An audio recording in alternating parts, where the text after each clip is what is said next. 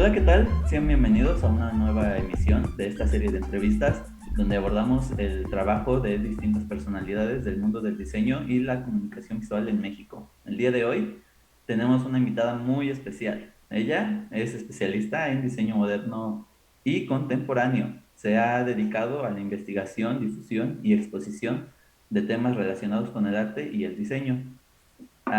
Primeramente, a nombre de la Universidad Nacional Autónoma de México, de la Facultad de Artes y Diseño y del equipo de Punto D, al cual estamos representando hoy, queremos darle una cálida bienvenida a Ana Elena Malet, también conocida en redes como Madame Malet. Así que nada, buenas tardes, Ana, ¿cómo estás?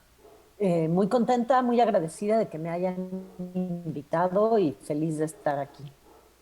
Qué bueno, la verdad, sí te queremos agradecer por abrirnos un cachito de tu tiempo y por haber aceptado. Entonces, bueno, para quien no la conozca, Ana Malet es una curadora independiente de arte y diseño, reconocida como activista social. A través de cursos, conferencias y talleres promueve el arte y el diseño en las universidades del país. Actualmente es maestra en el Tecnológico de Monterrey, en la Escuela de Arquitectura y Diseño. Participa y conduce podcasts donde mantiene conversaciones con diversos diseñadores mexicanos que destacan en el panorama actual. También ha curado y se ha desempeñado como asesora curatorial de exposiciones de diseño en museos como el Museo de Arte Contemporáneo de Monterrey, el Museo de Arte de San Diego, Museo de Sitio y Centro de Visitantes del Bosque de Chapultepec, el Museo Franz Mayer, el Museo del Estanquillo, el Palacio de Iturbide, el Instituto Cultural de México en Washington, entre otros. También se ha desempeñado como curadora, asesora, subdirectora, jefa de conservación, entre otros cargos en importantes instituciones y espacios culturales del país, lo que la coloca como un personaje importante en la vida teórica expositiva del diseño. También a nivel internacional es miembro del Comité de Adquisiciones de Arquitectura y Diseño del Museo de Arte Moderno y ha colaborado con museos como el Instituto de Arte de Chicago y el Museo de Arte del Condado de Los Ángeles. Ha estado co-curando con Lowery Sims la exposición Frontera México-Estados Unidos, Lugar, Imaginación y Posibilidad en la Artesanía Contemporánea de Los Ángeles en el 2017. Y también ha participado como asesora curatorial para las exposiciones En una nube, En un muro, En una silla, seis modernistas en el México de mediados del siglo del Instituto de Arte de Chicago del 2019 al 2020. Recientemente también ha publicado Félix Tissot, Lo Eterno y lo Moderno y La Vida en el Arte, haciendo colaboración con la Facultad de Arquitectura y el archivo de Clara Porcel. Así que, bueno, por lo que pueden ver, tenemos a alguien con una gran trayectoria aquí, eh, que estamos muy agradecidos de tenerla y si gustas, comenzamos con las preguntas. Principalmente, bueno, para ti, ¿cuál es la función de un curador? Eh, yo creo que un curador en en nuestras épocas actuales debe de fungir como un agente cultural que se dedique a hacer puentes entre discursos, entre artistas, diseñadores, arquitectos, entre disciplinas, entre profesionales, entre espacios culturales y la audiencia, entre artistas y sus públicos. Creo que es una suerte de agente cultural, como dije, pero también de traductor y de facilitador de discursos y de escenas dentro del campo cultural. Pues la verdad yo creo que, como dices, sí es también al ser de un agente cultural, la verdad. Eh, y viendo con lo que nos acabas de decir, ¿nos podrías describir cuál es el proceso de trabajo para hacer una curaduría de diseño? Pues no es muy distinto al proceso de la curaduría de arte, de la curaduría. Creo que hay que delimitar un tema y ese tema se delimita ya sea por lo que está pasando social, política y económicamente, ¿no? Las discusiones que se están teniendo en torno a la actualidad, o hacer visitas de estudio para entender cuáles son las preocupaciones actuales de los diseñadores y si se encuentran ahí puntos en común o divergencias, cómo desde el espacio de exposición se podría, o del discurso curatorial se podía, ¿no?, armar un proyecto para discutir y para mostrar y para exhibir esas divergencias o esas coincidencias, o delimitar un tema histórico, ¿no? El rescate de una figura o de una revisión de un tema histórico que se quiera discutir, mostrar, exponer y como tal, pues armar un discurso curatorial para llevarlo a un espacio expositivo. Son por lo menos, ¿no?, estos tres caminos que yo encuentro, y luego pues viene esta labor de hacer una ardua investigación, que en México es todavía más difícil porque no hay espacios de diseño para exhibir formales como tales, ¿no? Se exhibe desde diseño hoy desde los museos de arte. Eh, Luego toda la parte de archivos y colecciones históricas de diseño pues no existe, ¿no?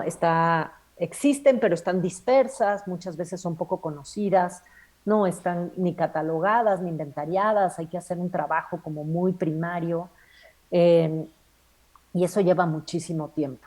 Y después, pues si no, hacer esta recopilación de investigación para armar listas de obra, ¿no?, entrevistas con diseñadores, ¿no?, para delimitar sus conocimientos, sus campos de acción, pues que eso lleva mucho tiempo y es bastante laborioso, ¿no? Y después, pues ya llegar al espacio de exposición con los equipos de los espacios de exposición para hacer toda la parte de gestión, acopio de obra, aseguramiento, embalaje, y luego pues ya la parte de la puesta en escena dentro del museo, que siempre lleva también muchísimo tiempo y muchísima dedicación. Entonces es un trabajo que pareciera sencillo, pero la verdad es que luego siempre es importante hablar de él porque es tras bambalinas y la gente no se da cuenta que hay tanto trabajo detrás de hacer una exposición, una simple puesta en escena. Sí, bueno, justamente por todo lo que dices, todo el trabajo que lleva, esto que siempre es tras bambalinas, como lo acabas de mencionar, creo que siempre debe de haber primero algún motivo, ¿no? Debe de haber un interés. Entonces, bueno, en tu caso, no sé si nos podrías compartir cuál fue tu primer acercamiento al diseño vernáculo del país, lo que digamos, lo que te inspiró a realizar lo que realizas hoy en día. Pues yo creo que es parte de nuestra vida cotidiana, el diseño vernáculo, ¿no? La artesanía, lo que encontramos en cualquiera de nuestras ciudades o municipios, lo que muchas veces no tiene autor, ¿no? Muchas veces es un diseño colectivo, eh,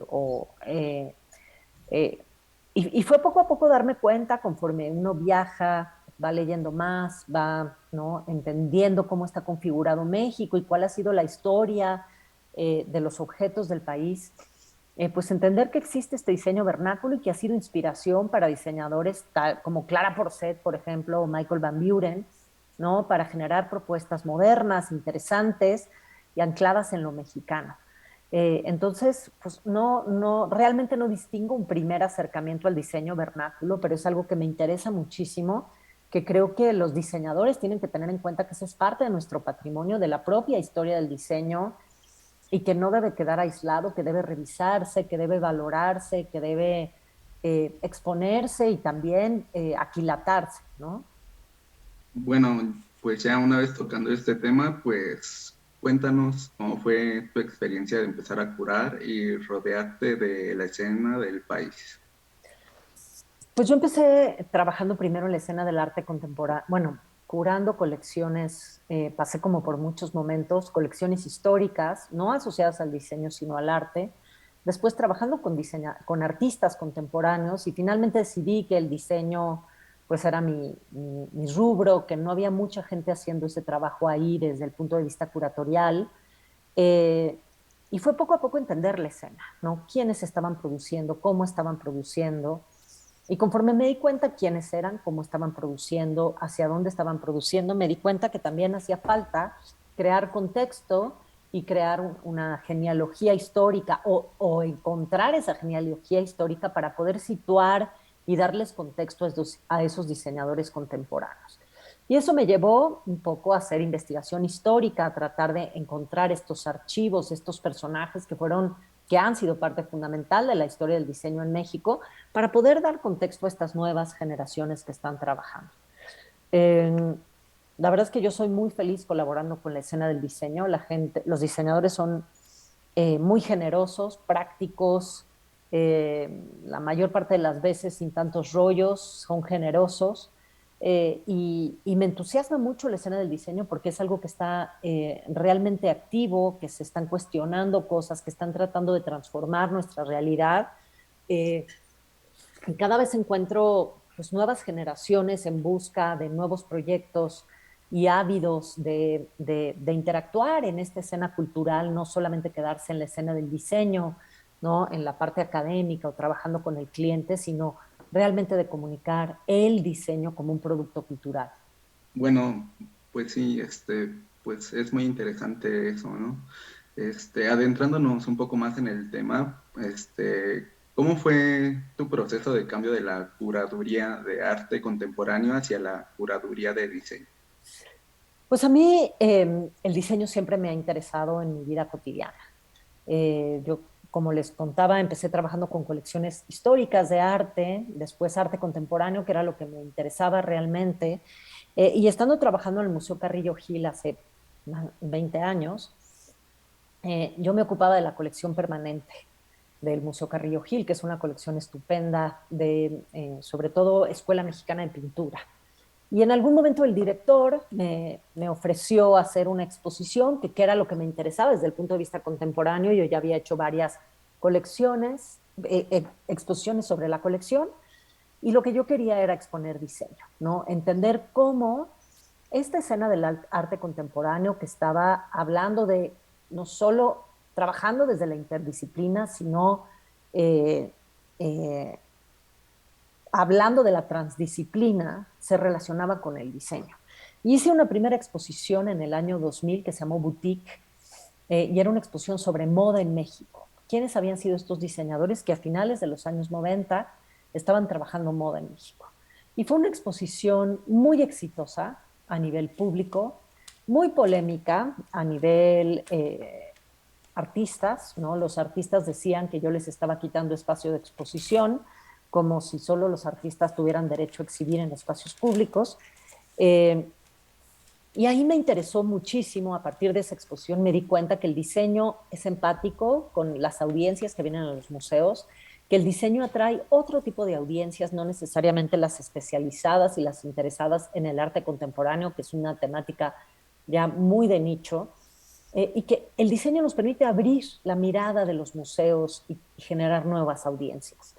Entonces, hicimos esa exposición y la verdad es que a mí me interesaba cada vez más adentrarme en los temas del diseño, pero en ese momento no había muchos espacios en México abocados a exhibir diseño, ni había curadores en ese momento abocados al diseño. Eh, entonces fue una labor de picar piedra, ¿no? De tocar puertas y tratar de acercarme, ya no trabajando desde los espacios del diseño, ya había, de los espacios de arte, yo ya había renunciado, ahora me dedicaba a ser curador independiente. La primera respuesta la encontré pues, en el Museo Franz Mayer, que es un museo de artes aplicadas y diseño, a empezar a trabajar esos primeros temas asociados a los diseñadores contemporáneos mexicanos, pero también a la historia del diseño. Y poco a poco fue, ¿no?, ir convenciendo a otros espacios de arte como Fomento Cultural Banamex o como el Museo de Arte Moderno, de empezar a abrir sus puertas hacia el diseño, y hoy finalmente al Museo Universitario de Arte Contemporáneo, el MUAC, en la UNAM, de que el diseño importa, de que el diseño tiene que ser revisado desde la escena museológica, museística, y que el diseño es un producto cultural y que como tal refleja una identidad, una idiosincrasia y un momento vital en la historia de México. Sí, bueno, yo creo que sí es importante, ¿no? Darle ese lugar, esa importancia que tiene el diseño en nuestro país. Y bueno, ahora cuéntanos, de entre todos los lugares en los que has curado, ¿cuál ha representado un mayor reto para ti y por qué? Yo creo que cada lugar tiene su reto, sobre todo porque la mayor parte de los espacios en los que trabajo no son espacios dedicados al diseño. Entonces, siempre hay que hacer una labor de explicar qué tipo de objetos, tipo de discursos. El display, ¿no? La exhibición de objetos de diseño no es la misma, no tiene la misma taxonomía o los mismos significados que escribir un objeto de arte, ¿no? Hay una parte utilitaria y cotidiana que tiene que reflejarse en el museo. Eh, Creo que cada lugar, cada espacio tiene su problemática. Quizá ahora porque tengo muy reciente la experiencia en el MOAC, ha sido un reto enorme porque es una exposición muy grande, casi cuasi enciclopédica, una exposición histórica que reúne el trabajo de más de 330 diseñadores y que habla de 70 años de diseño y que es una suerte de línea histórica, ¿no? Y fue recuperar muchísimo material histórico, trabajar con materiales que el MOAC no estaba acostumbrado a trabajar, con tipos de exposición, ¿no? Maneras de exhibir que no estaban acostumbrados a reflexionar. Y ha sido un reto enorme, pero estoy muy contenta con el resultado. Bueno, usted nos acaba de comentar que cada lugar en el que ha tenido la oportunidad de trabajar ha representado un reto para usted. Y aunado a esto, sabemos que recientemente usted ha trabajado en el proyecto de Punto de Partida, Modas, Tramas y Textiles, la cual fue una exposición que se llevó a cabo en la antigua fábrica de San Pedro. Nos gustaría saber más de este proyecto, de cómo surgió esta iniciativa y cómo fue llevar dicho proyecto. Pues ha sido un proyecto complicado en el que llevo trabajando poco más de 4 años por invitación de la Fundación Javier Marín, muy complejo por la zona, el tipo de territorio en donde estamos trabajando, un territorio de violencia, un territorio de descomposición social, pero también de descomposición del imaginario, un lugar increíblemente maravilloso, con una riqueza cultural espectacular, con gente maravillosa y que de alguna manera, por lo que vemos en las noticias, la gente ha decidido alejarse de Michoacán, ¿no? Y es un lugar increíblemente rico en cultura culinaria, en artesanía, en diseño, en historia arquitectónica, en historia del arte, en territorio, en diversidad, diversidad ecológica, ambiental. Entonces fue pues descubrir Michoacán, literal, los primeros años tratar de entender dónde estábamos situados, en qué momento, cómo se entendía Michoacán a sí mismo, redescubrir el espacio de la fábrica, ¿no? Este lugar maravilloso que había sido un espacio fabril, que seguía activo más desde el punto de vista artesanal con el proyecto de Telares Uruapan, entender la historia del sitio, de sus habitantes, ¿no? Los habitantes de la fábrica de San Pedro, ¿no? Los fabriqueños y luego la parte de Telares Uruapan, los fundadores de Telares Uruapan, empezaron a trabajar esa historia y ese archivo y entender el contexto de Uruapan con lo que nosotros queríamos hacer en ese momento, de transformar esa fábrica en un centro cultural que de alguna manera generara una oferta cultural no solamente expositiva, sino también académica, desde el punto de vista de cursos, de cursos de formación y producción para artistas, diseñadores, gente asociada a la cultura culinaria.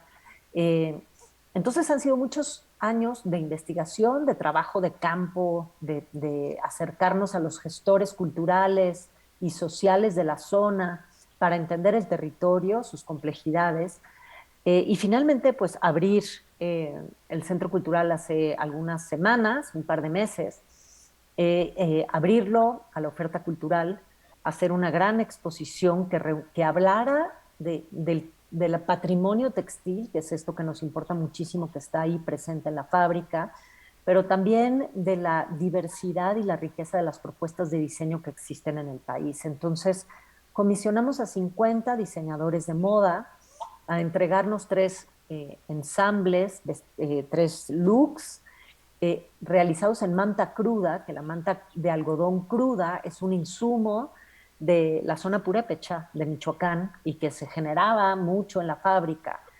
Entonces, una suerte de metáfora de este borrador de proyecto, de este ensayo de proyecto que queremos hacer y levantar de manera colectiva que construyamos entre todos. La mayor parte de las casas de moda o los diseñadores trabajan los bocetos de sus trajes elegantes finales en manta cruda. Entonces era como encargarles un boceto, ¿no? Ese, que se imaginen, ¿no? ¿Qué diseño podían hacer con esa manta cruda? ¿Qué diseños? Porque a cada quien le pedimos 3 diseños, eh, como una suerte de borrador, en francés se dice toile, ¿no? Este ensayo del vestido final antes de que lo confecciones en la tela fina. Y es un poco eso, este espacio experimental que estamos construyendo entre todos, entre muchas cabezas, entre ensayo y error y en un territorio pues con muchas complejidades. Entonces nos entregaron estos 150 ensambles, looks, vestimentas, que están exhibidos ahí desde hace un mes, algunas semanas, un poco más de un mes, y que estarán ahí hasta finales de agosto. Y pues implicaba muchos retos porque pues exhibir moda siempre es complicado, mantener moda en un espacio que no tiene las condiciones idóneas para exhibir moda, ¿no? El tipo de iluminación artificial o condiciones de aire acondicionado, clima y humedad. Pero aún así decidimos que eso no iba a impedirnos hacer las cosas. Y la verdad es que estoy también muy contenta con el resultado porque era una exposición que finalmente era una invitación y una metáfora para construir juntos. Y creo que está funcionando muy bien. Hay mucha gente, ha traído un nuevo público a Uruapan, gente que ha perdido el miedo y ha decidido ir a visitar el centro cultural. Y esto no paró solamente con la exposición, sino que a partir de ahí empezamos el desarrollo del proyecto académico, que empezó con un laboratorio de tintes naturales que dura 3 meses, que se está dando como en módulos a gente de toda la República Mexicana, con Madalena Forchela, una importante diseñadora y especialista en tintes naturales que vive en Oaxaca, y justamente con el CIDI de la UNAM, el Centro de Investigaciones de Diseño Industrial de la Facultad de Arquitectura, arrancamos un proyecto que es un diplomado de 9 meses de diseño colaborativo en el que trabajan diseñadores y artesanos, ¿no? Para producir nuevos objetos bajo la dirección de Luis Equigua y en la colaboración con el CIDE de la UNAM, y son 9 meses, 9 módulos, 3 que se llevarán a cabo, 2 módulos me parece que van a ser en el CIDI y los demás módulos en Uruapan. Y ya tuvimos la semana pasada pues como el arranque del proyecto y la verdad estamos muy entusiasmados con la recepción. El lugar es un espacio maravilloso, es una fábrica, un espacio fabril del siglo XIX. Además estamos trabajando con el arquitecto Mauricio Rocha en rescatar el edificio que eran las bodegas de algodón y convirtiéndolo en un edificio de residencias y talleres, eh, para que pues el centro siga vivo las 24 horas del día, los 365 días del año. Entonces, ahí fue no solamente una labor, ha sido una labor no solo de realizar curaduría, sino realmente una concepción integral de un espacio cultural en zonas de conflicto, que eso pues es muy importante y creo que la cultura tiene que servir para esto, para redimir de alguna manera el tejido social, volvernos a reunir y hablar de las cosas verdaderamente importantes. Claro, y también, como usted lo dijo, es una forma de visibilizar a los diseñadores que participan en la presentación, ¿no? Ya que muchas veces existe un desconocimiento fuera de lo que se realiza en las grandes urbes. Exactamente. Lo interesante de este proyecto de Punto de Partida es que invitamos diseñadores de distintas partes de la República, pero diseñadores ya reconocidos, diseñadores jóvenes, proyectos que empezaban, pero también esta parte que a mí me importa mucho, diseñadores de origen indígena, ¿no? Hay ahí una riqueza enorme que hemos evitado o olvidado representar. Y creo que es muy importante. Hay otro tipo de lenguajes, otro tipo de representaciones que tienen que integrarse a lo que estamos revisando. Y eso ha sido muy especial, ¿no? Y hablar de estos temas a través de la exposición y de las piezas ¿no? que ahí se integran, ¿no? De género, de representación de pueblos originarios. eh, o sea, creo que hay muchos temas que hay que integrar a esta escena del diseño. Y bueno, relacionado a esto, ¿usted cómo sabe cuándo es el momento oportuno para proponer o generar nuevas exposiciones? ¿Se da a partir de algo en específico o queda abierto a su criterio? Pues hay de las dos maneras, ¿no? Hay veces que los museos o espacios culturales me buscan y me dicen, Ana Elena, queremos que cures una exposición sobre este tema, hay esta oportunidad, ¿no? Esta marca, este artista, este diseñador, este archivo está disponible y queremos que hagas esto.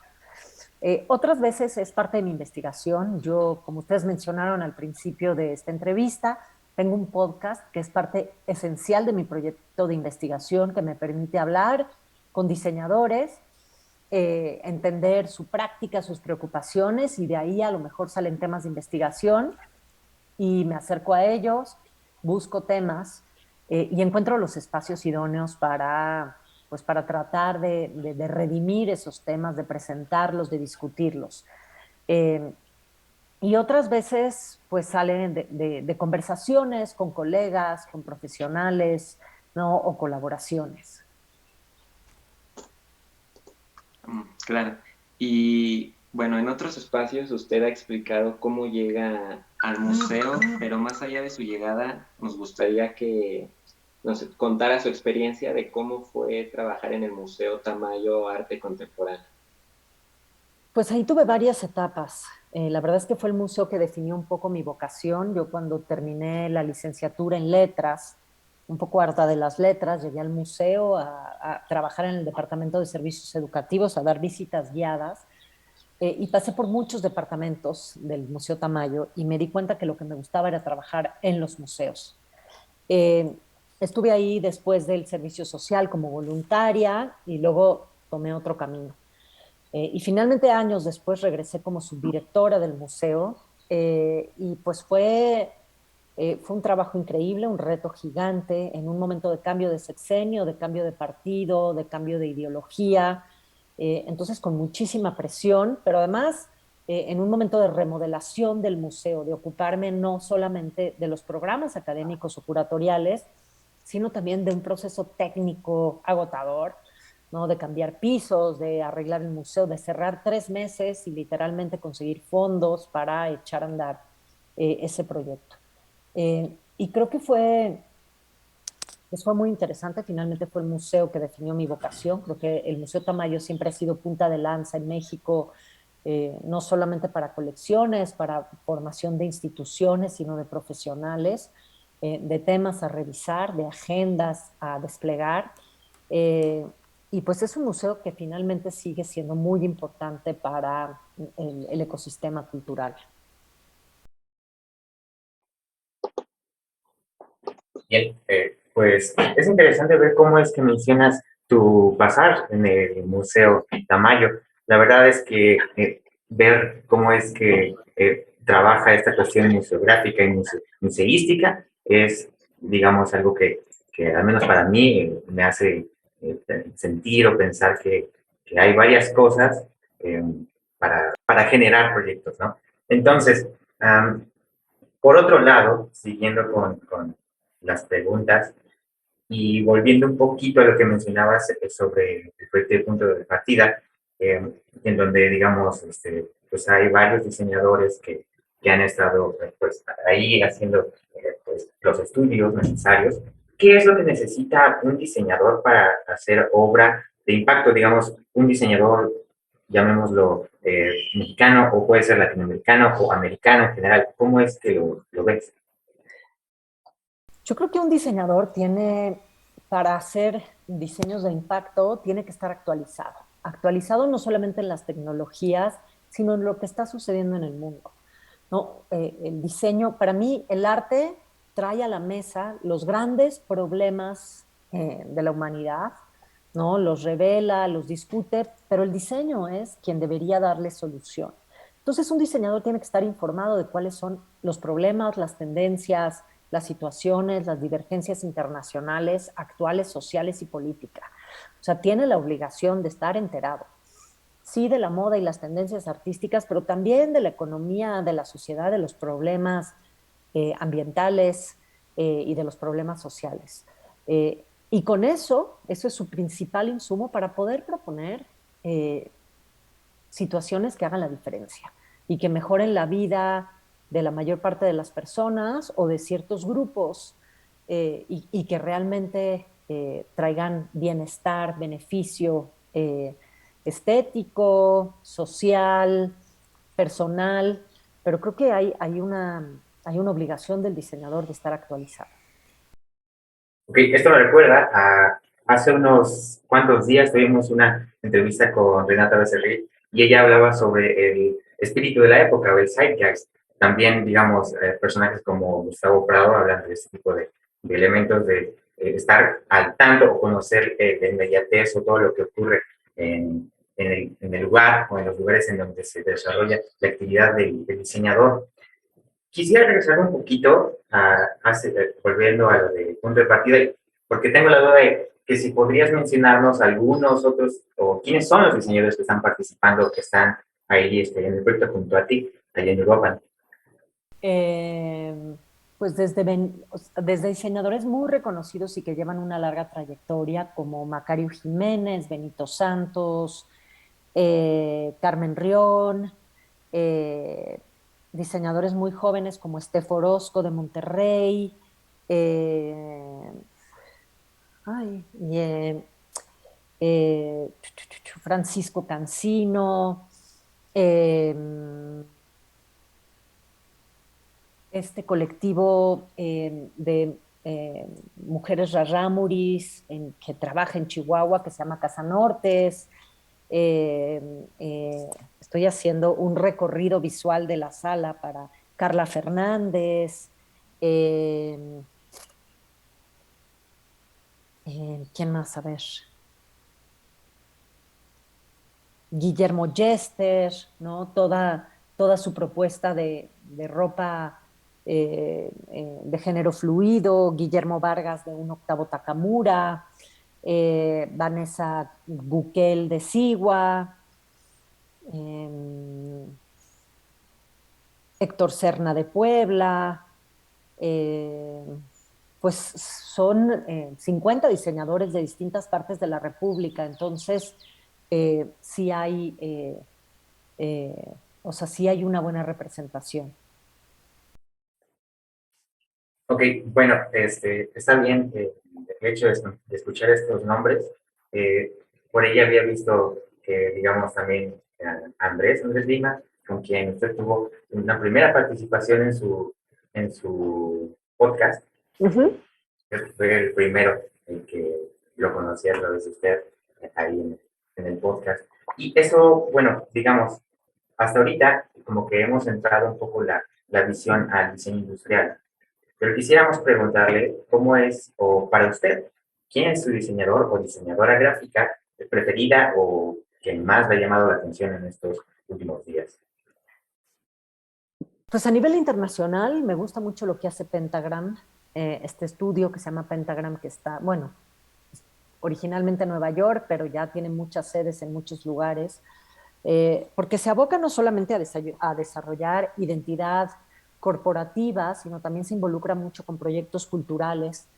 Eh, y creo que hay dos, y en México hay dos personajes que me gustan muchísimo. Uno es Alejandro eh, Magallanes, que creo que tiene un alcance muy amplio, no solamente como diseñador gráfico, sino como artista visual, que se despliega mucho más allá de los libros, tiene un conocimiento editorial enorme, pero también de cartel, pero también de comunicación visual a muchos niveles, y es alguien que además es un tipo culto, divertido, actualizado. Y otro trabajo que me interesa muchísimo a nivel diseño gráfico, si es que eso puede seguir existiendo, yo creo que hoy el diseño gráfico es una cosa muchísimo más amplia que se asocia a la comunicación visual y al desarrollo de contenidos visuales, que son las flaminguettes.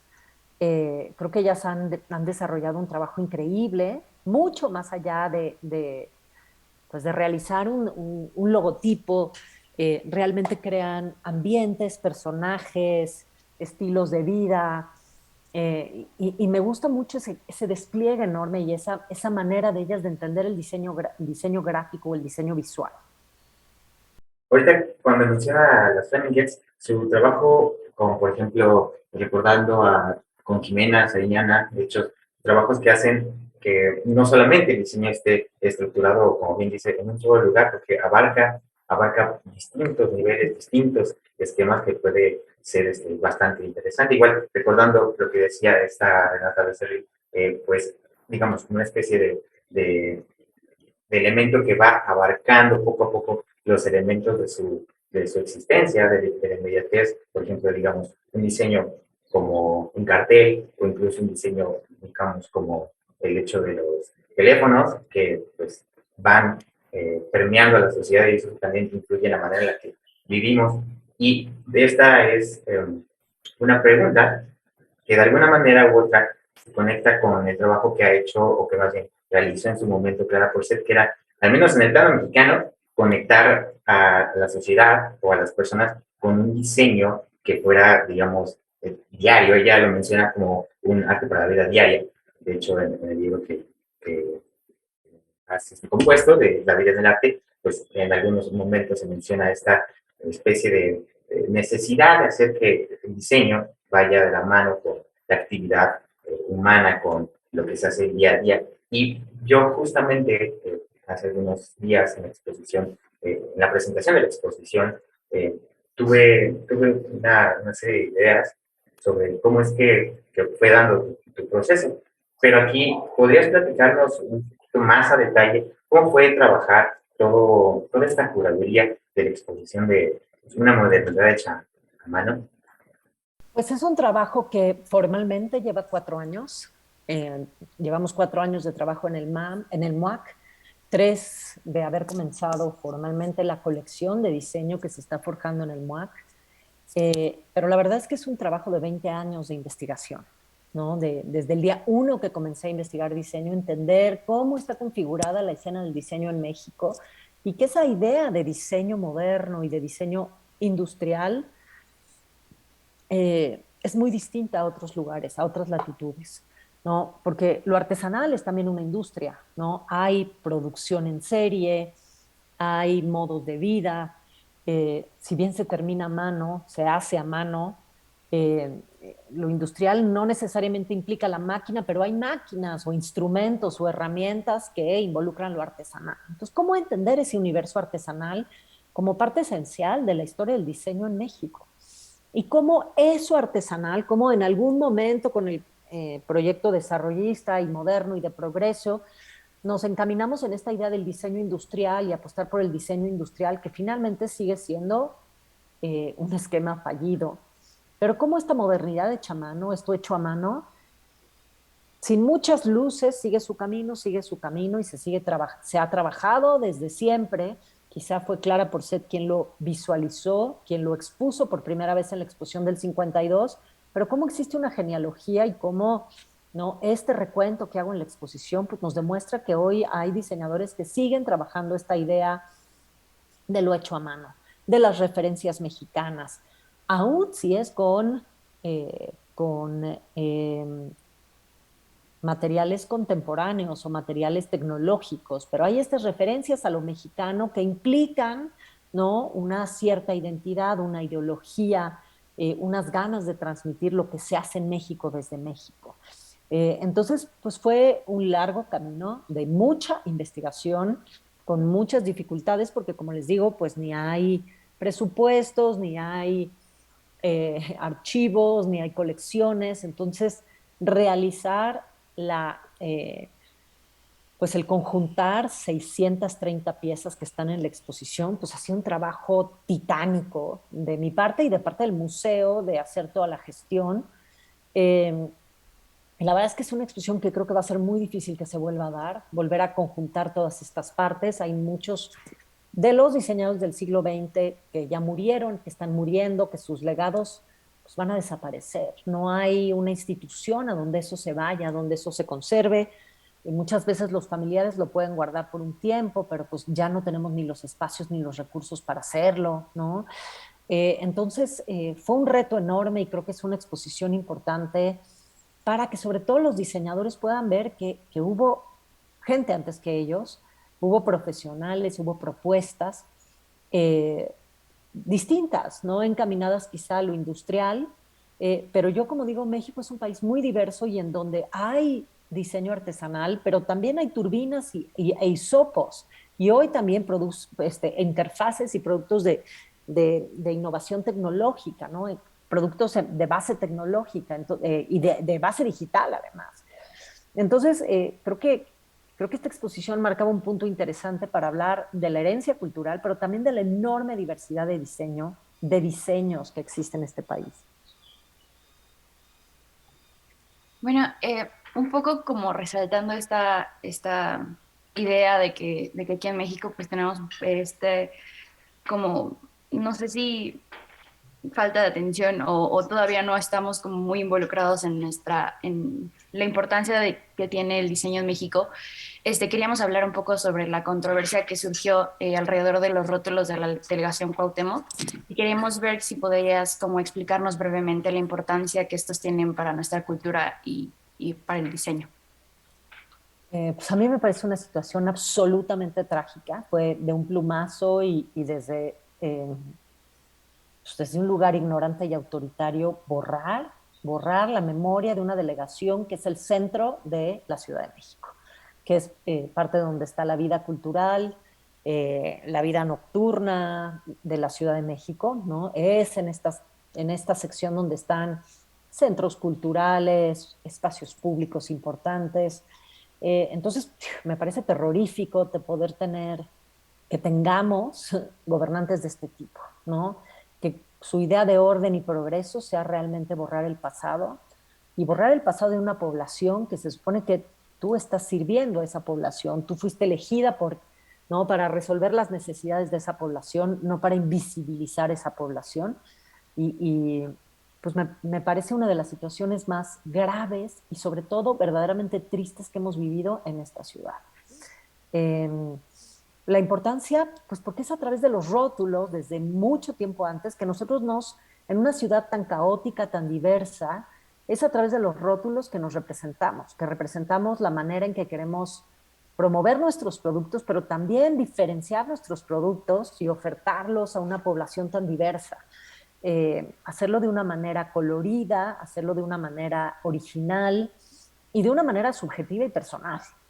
Y eso es lo que me parecía maravilloso de estos rótulos, ¿no? Reflejan mucho la personalidad de los chilangos y de la Ciudad de México, diversa, llena de migraciones, hablo físicas, pero también de migraciones de la imagen, ¿no? Porque una torta se transforma en taco y una torta puede padecer un hot dog, ¿no? A través de estos rótulos y de estas reinterpretaciones que se hacen a mano y que hacen, ¿no? Y que es la comunicación de su producto, de su proyecto de vida, de cada uno de los locatarios. Entonces, esta idea de tratar de homologar a todos literalmente en un canvas blanco, borrando realmente su identidad, su oferta, su producto distintivo, me parece terrorífico, me parece una pésima señal de unos pésimos tiempos, de unos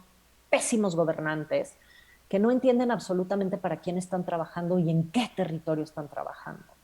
O sea, me parece uno de verdad de los casos más tristes, realmente tristes y preocupantes, y de gobernantes que no entienden absolutamente nada. Ya dejen de la cultura o de la alta cultura, sino de para quién están gobernando y desde dónde están gobernando.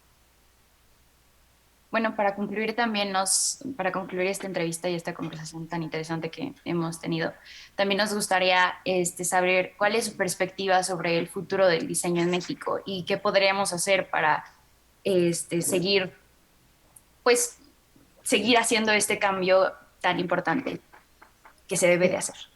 Yo creo que estamos en una encrucijada interesante y lo marcaba yo con la exposición. Llevamos por lo menos una década de mucha promoción. La última parte de la exposición tiene representados los últimos 20 años de trabajo de por lo menos 3 generaciones de diseñadores. Creo que hemos tenido una gran respuesta en cuanto a promoción y divulgación del diseño, ¿no? Eventos como el Abierto Mexicano de Diseño, Design Week, el What Design Can Do, o sea, todos estos eventos de difusión creo que han sido muy importantes, ¿no? O incluso de venta, como lonja mercantil, caravana, estos bazares. Pero creo que hace falta mucha reflexión, ¿no? Resultados, como resultado, pues está que tienes una gobernante que decide borrar el pasado, o sea, la cultura visual de una delegación que es una de las más ricas de la ciudad. Eh, y creo que necesitamos mucha reflexión desde el diseño. ¿Para qué sirve el diseño? ¿En qué momento está el diseño? ¿A quién vamos a, para quién estamos trabajando? ¿Desde dónde estamos trabajando? ¿Cómo queremos significar el diseño? ¿Cómo queremos aportar desde el diseño? Creo que esta parte y tener este tipo de entrevistas, mesas de reflexión, lugares de reflexión, nos hace mucha falta y yo creo que hay una parte de construir el futuro del diseño desde esas discusiones entre alumnos y maestros, entre profesionales y promotores, entre críticos y académicos, ¿no? En un mismo plano y abarcando todas estas voces que nos dan diversidad y que nos permiten tener no un diseño, sino muchos diseños, creo que sería muy importante. O sea, yo creo que el futuro del diseño está ahí en una discusión y en una reflexión profunda de cómo en un momento post pandemia, porque no se nos puede olvidar lo que estamos viviendo, ¿para qué queremos hacer diseño? ¿Para quién y por qué? O sea, y creo que el momento que se nos da para hacer diseño después de la pandemia y para repensar, diseñar ciudades, pero diseñar objetos para la casa, pero diseñar objetos para la oficina, pero para el área académica, ¿no? Para volver a clases. O sea, creo que es un momento único en el mundo, una ventana que se abrió, no solo para diseñar y responder, reflexionar, implementar, innovar y acompañar una nueva visión del mundo después de la pandemia. Bueno, pues muchas gracias. Y sin más que agregar, queremos agradecer en nombre de la Universidad Nacional Autónoma de México y de la Facultad de Arte y Diseño la participación de Ana Elena Malet en esta segunda edición de Punto D. Hasta la próxima. Muchas gracias. Muchas gracias a ustedes y felicidades por tener estos espacios y siempre muchos saludos y mucha admiración a lo que sucede en La Paz. Muchas gracias.